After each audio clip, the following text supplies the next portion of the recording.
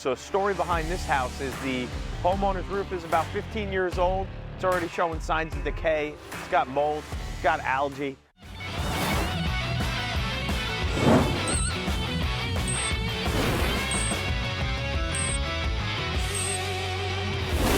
We are in Hampton, New York, getting ready to start another beautiful synthetic cedar roofing project. You know, we're here in the Hamptons, which is surrounded by saltwater. And cedar, while it's beautiful and it's that classic Hamptons look, it degrades so fast out here. So more and more homeowners are deciding to go with this synthetic cedar. It's better for the environment. It lasts 50 years. It doesn't fade. And it'll be the last roof they ever have to put on their home. So we're going to take a look around the property, try and plan for the project start date in the next couple of days. So follow me around. We're going to walk around the property and walk you through the things that I'm thinking about how to prepare. So the first thing is going to be vehicle access, dump containers, things like that. So luckily on this job, we have a pretty good area to work with. We have the main road here, turns in. We've got a small driveway over there, and we've also got this big driveway over here. What I'm thinking is the most advantageous spot to put a dump container. When you're thinking about where you're going to put like a 40-yard container, you want to put it where the men have to walk the left, right? If they have to walk 100 steps or 50 steps, obviously we want them to walk 50 steps. It gets the job done a little bit faster. So deciding between here and over there, I think the best spot to put the 40-yard container is going to be in the smaller driveway. They have access all the way around the property. It's a little bit closer to the home. I think that'll save us a couple hours of labor there. Next is where we're going to stage all of our materials, our brake machines, everything that we need to get the job done. So I think naturally we're going to stack the materials as close to the house as possible over here in the front. Set up our brake machine on the corner since we got the chimney right there. And I think that'll set up a nice staging area where our garbage is off to the side. Guys can walk in and out of the back with the garbage. We're going to have the guys over here walking, bringing materials up. It'll be a nice circular motion that way. Next thing that I want to look at is home protection. On these multi-million-dollar homes, the last thing you want to do is damage something, right? Because that all comes out. Obviously, we're paying for it. So looking at the house from the front, I can see that they have mahogany deck. Mahogany is a very expensive wood. I'm going to make sure that with the materials, we order a couple extra sheets of plywood so we could cover the mahogany deck in plywood and then put the tarp over that. Cedar's light, but I see copper snow guards, I see some other stuff. There's gonna be a lot of materials coming off the roof. I don't want any chance of that mahogany deck being damaged.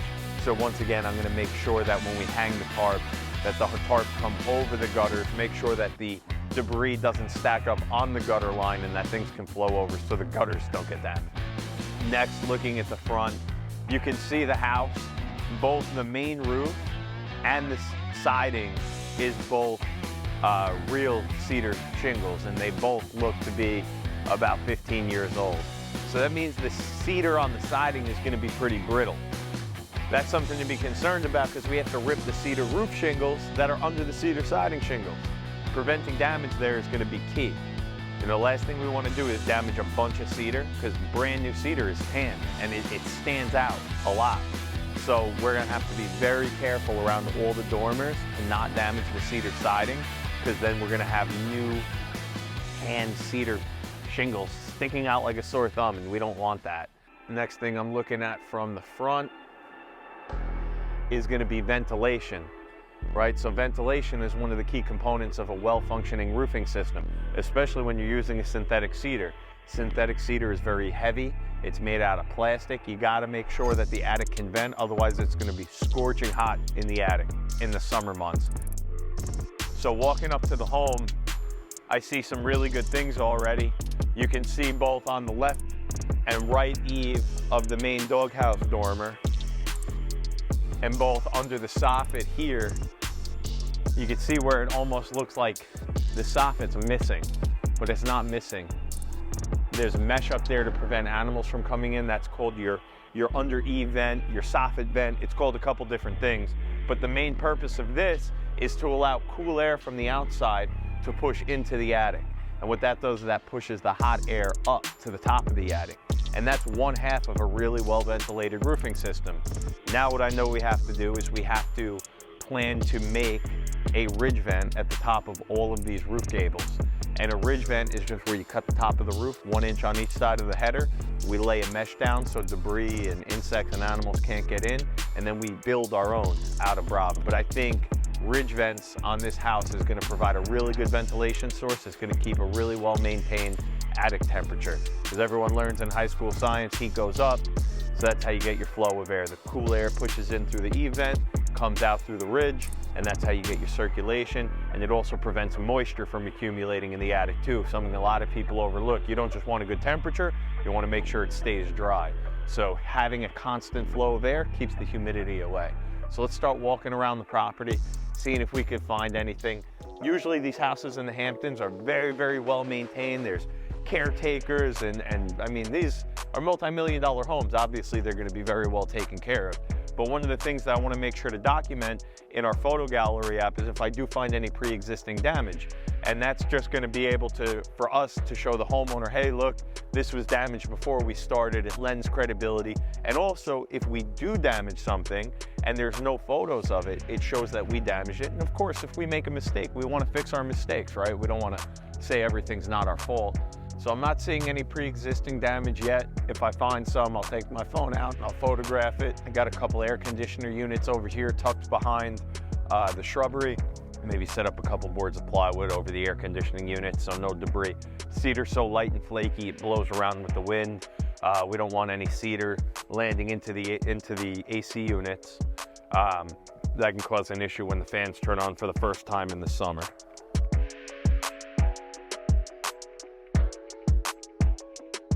Based off of what I was just saying about the pre-existing damage, every single project that we do, we offer a property protection promise. Essentially what that means is if we make a mistake and we damage something on your property, we're gonna fix it, repair it, replace it at no cost to you, guaranteed, no questions asked. That's why it's important for the project manager, and I run all these designer jobs myself. The project manager needs to do a good job of documenting any pre-existing damage, because if it's not documented, then we're paying for it. It gives homeowners a lot of comfort to see it written in the contract that they have their property protection promise. They know that we don't play any games, and it's very important to us to honor our word. So looking at the back of the house, you can start to see some of the damage. There was, a lot of mold on the front of the house, but if we look up, you can see on the left side, there's not even a pipe flange really covering that pipe. It looks like it's covered in lead, but I don't see any flange underneath the cedar. You can see down here at the eave edge on the left corner, you can see the shingles that are starting to peel and they're starting to lift, and that happens once again because we're surrounded by salt water. As the roof gets soaked with salt water and then it dries, it begins to warp over time. Naturally, what happens when you have shingles starting to lift like that, when we have a high wind event, wind's gonna get under that shingle and that cedar's now brittle. It's gonna blow off, it's gonna snap off, and then that's gonna be a possible leak source. You can see on the hip caps a little bit of the mold and algae that's growing. Once again, we have a mahogany deck, and this one is actually protruding past the soffit, so more plywood boards, especially to protect this area over here on the left side. Once again, cedar on cedar. We gotta be very careful removing the roof and not removing the siding. So I'm just gonna walk the deck real quick and make sure I don't see any big scrapes or scarring or pre-existing damage to the deck itself. So I'm gonna take a picture of this. It's minor, but sometimes these things are important. This looks like it was just from furniture being moved around, but still, I'm gonna document this just so we know that this was here.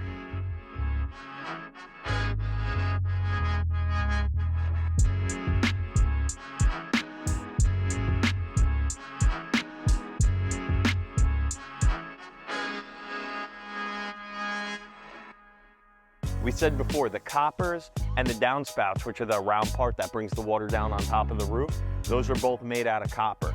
And look at the area directly beneath the downspout. That cedar looks brand new. That's because the water running down the gutter has come in contact with that copper and then washed the roof on the way down.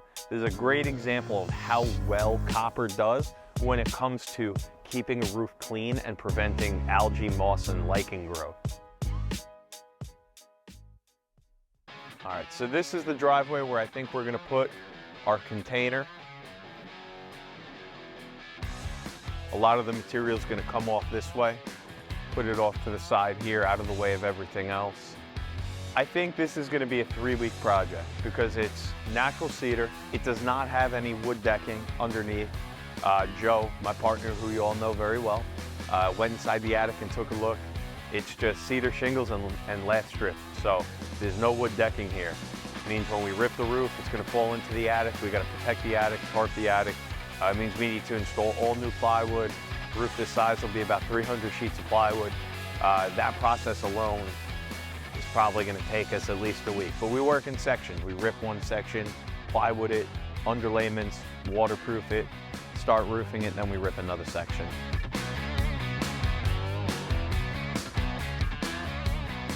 So we got our plan. We know where the materials are going, where the dump is going, where all of our vehicles are going.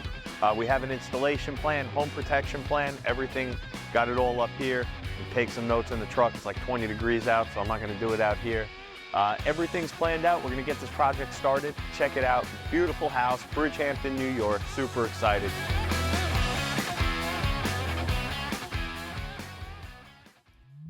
Here we are, day one, Bridgehampton. It is a crisp and warm 17 degrees out right now. It's a lovely time, but we got to get this job rocking and rolling. We got a deposit. We promised them we'd be here, so we're gonna get it done. You can see there's a bunch of stuff going around. We got material trucks delivering materials, our dumpster, all the vehicles are here, staging. So let's take a look around the property and see how we're starting off. We're starting in the back of the house. So over here on the right, we got a bulk of the materials stored away. We put a couple pallets around the property so they're easier to get to, but all the excess, all the extra components, we're gonna leave over here for now because we don't need them right away.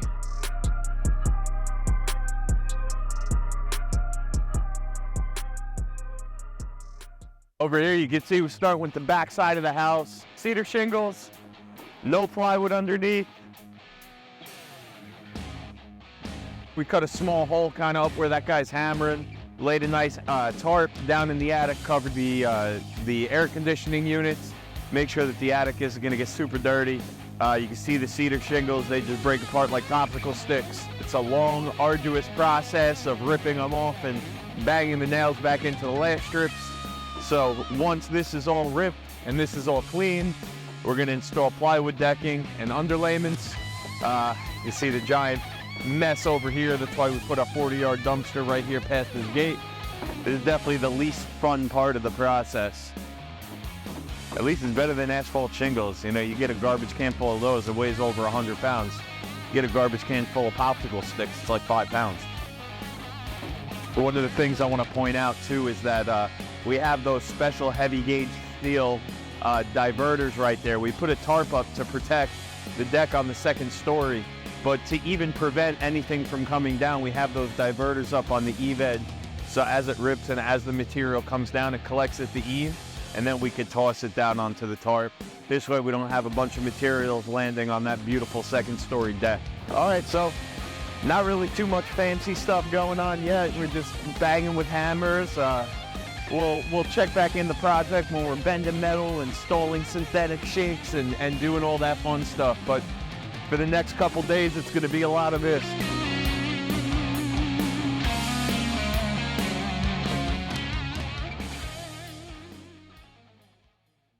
Welcome back to Bridgehampton, New York. It's about 2 weeks later, and we've been able to work about 4 days. Between the snow, the rain, the wind, the cold, the ice, there hasn't been a whole lot of work going on here. It's been a battle every single day. We have to do the roof in sections, 50-mile-an-hour winds, rain, day after day. It's been a fight, but luckily everything's going well so far. You can see the precaution we take on the left-hand side where the plywood is, getting that paper down, getting the underlayments down, so if we can't finish a section in a day, it stays watertight. So we're gonna walk around the house. Half of it's gonna look old, half of it's gonna look new. One thing off the bat I like to see when I get here is if you look under these ladders, you know, half-round gutters are very hard to protect. They don't really sell awesome gutter protection for half-round copper gutters, and this is expensive. This is about $50 a linear foot, 1 foot, $50. You can see we use the tiles on each ladder before we set up the scaffolding to protect the gutter system so we don't damage it. Walking around the house, you know, different synthetic materials require different underlayments. you might see in some of our previous jobs, some of these synthetic jobs where we have to use high temperature ice and water shield underlayment for the whole roof deck. The cool thing about the synthetic cedar is that it doesn't require that, so you can save a little bit of cost that way and pass that on to the customer. Just like a residential asphalt shingle, we got ice and water shield and synthetic paper. You know, one of the things that we talked about when we were doing the walkthrough of this job was this amazing, mahogany deck. I'm just gonna walk on it, make sure that we didn't cause any damage to it. Now that this whole section is pretty much done, I'm gonna snap some photos. Everything's looking good so far. I don't see any new damage to the deck.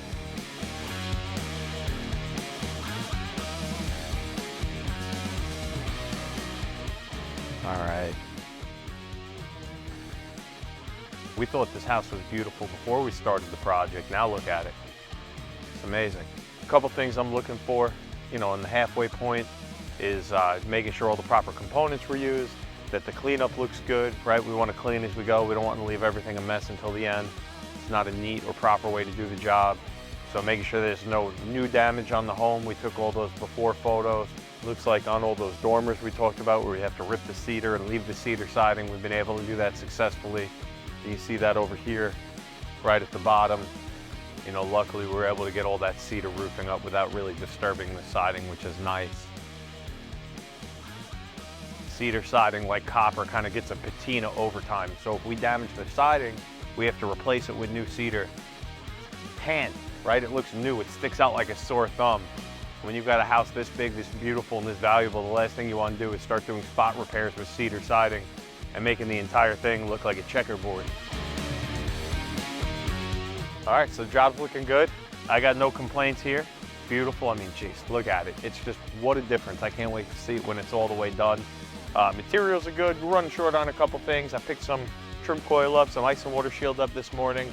But as far as Brava products, we got plenty. And now I'm being told to do the ending hook. So Henry's gonna fly his drone up in the air, show you some cool views of what the roof looks like right now. We'll catch you when the roof is done.